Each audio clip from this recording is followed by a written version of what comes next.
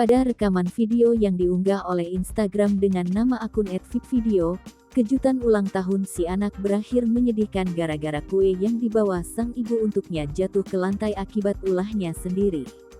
Mulanya anak perempuan pada video tersebut tak menyangka akan mendapat kejutan ulang tahun. Anak perempuan yang tidak diketahui namanya itu spontan kegirangan dan loncat-loncat ketika melihat ibunya membawa sebuah kue untuk dirinya. Sang anak kemudian mendekat ke arah sang ibu. Sialnya kue itu diduga tersenggol dan si ibu yang kurang kehati-hatian lalu jatuh ke lantai dan rusak. Keadaan yang semula ramai langsung berubah menjadi hening.